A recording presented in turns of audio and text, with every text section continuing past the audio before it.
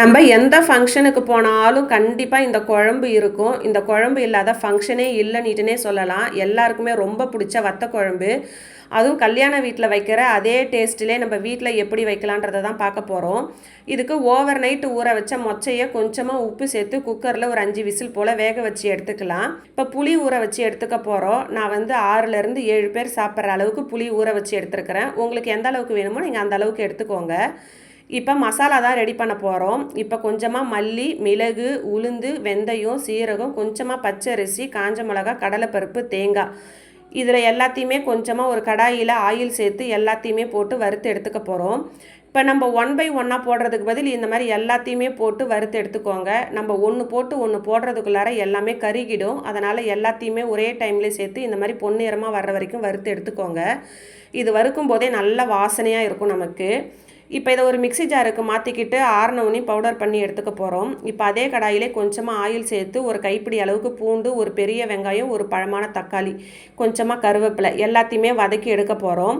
இது வந்து அரைக்க தான் போகிறோம். அதனால் கொஞ்சமாக வதங்கினா போதும். நீங்கள் வத்த குழம்புலாம் வைக்கிறது வந்து கொஞ்சம் கஷ்டமான வேலைன்னுட்டு நினைக்காதீங்க. ரொம்ப ஈஸியான வேலை தான். நம்ம வைக்கிற கை பக்குவம் தான் எல்லாத்துக்குமே காரணம். இப்போ புளியை நல்லா கரைச்சி எடுத்துக்க போகிறோம். இது வந்து நம்ம வாணலில் போட்டு வதக்கணும் அப்படின்லாம் கிடையவே கிடையாது.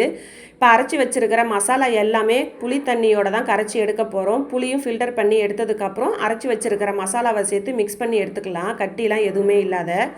இது வரைக்கும் நீங்கள் பார்த்தா விலாஸ் சேனலை சப்ஸ்கிரைப் பண்ணலைன்னா பண்ணிக்கோங்க. நம்ம சேனலில் யூஸ்ஃபுல்லான நிறைய வீடியோஸ் இருக்குது, பார்த்து என்ஜாய் பண்ணுங்கள்.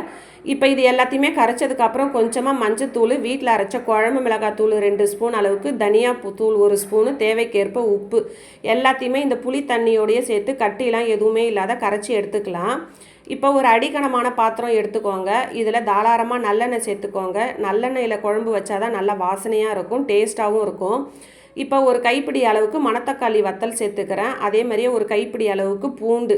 இது எல்லாமே பூண்டுலாம் நிறைய சேர்த்தா தான் குழம்பு நல்லா வாசனையாக இருக்கும், டேஸ்ட்டாகவும் இருக்கும். இப்போ மீடியம் சைஸு ஒரு வெங்காயம், மீடியம் சைஸு ஒரு பழமான தக்காளி எல்லாத்தையுமே சேர்த்து வதக்கி எடுத்துக்க போகிறோம். இது வதங்கிறதுக்குள்ளார நம்ம கத்திரிக்காவை கொத்து கொத்தாக கட் பண்ணி எடுத்துக்கலாம். இந்த வத்த குழம்புலாம் வச்சோன்னா அன்றைக்கே சாப்பிட்ணுன்னு அவசியம் கிடையாது. மறுநாள் சுண்டை வச்சு சாப்பிட்டா தான் இன்னும் அதோட டேஸ்ட்டே நல்லாயிருக்கும். கத்திரிக்காவை இந்த மாதிரி கொத்து கொத்தாக போட்டுக்கோங்க, இன்னும் நல்லாயிருக்கும். பொதுவாக கல்யாண வீட்டில் வந்து கத்திரிக்காய், மொச்சக்கொட்டைலாம் நிறைய போட மாட்டாங்க. நம்ம வீட்டு சைடில் இப்படி தான் செய்வாங்க. கத்திரிக்காய் நல்லா கலர் மாறினதுக்கப்புறம் இந்த கரைச்சி வச்சுருக்கிற புளி தண்ணியும் சேர்த்து நல்லா மிக்ஸ் பண்ணிக்கலாம். இந்த புளி தண்ணி ஊற்றுனதுக்கப்புறம் நமக்கு குழம்பு வந்து கொஞ்சம் அடிப்பிடிக்கிற மாதிரி இருக்கும். அதனால் கைவிடாத கிண்டிக்கிட்டே இருங்க. ஒரு 3லேருந்து 4 நிமிஷம் போல் குழம்பு நமக்கு நல்லா திக்காகி வரும். நல்லா கொதித்து வரும்போது நம்ம வேக வச்சுருக்கிற மொச்சக்கொட்டையும் சேர்த்துக்கலாம். போட்ட கொஞ்ச நேரத்துலேயே வந்து நமக்கு தாராளமாக எண்ணெய் பிரிஞ்சு வரும். எண்ணெய் பிரிஞ்சு வந்ததுக்கு அப்புறமே நம்ம அடுப்பு ஆஃப் பண்ணிடலாம். நமக்கு சூப்பரான கல்யாண வீட்டு ஸ்டைலில் வத்த குழம்பு ரெடி ஆகிடும். இந்த வீடியோ உங்களுக்கு பிடிச்சிருந்தா லைக் பண்ணுங்கள், ஷேர் பண்ணுங்கள். மறக்காமல் பார்த்தா விலாஸ் சேனலை சப்ஸ்கிரைப் பண்ணிக்கோங்க.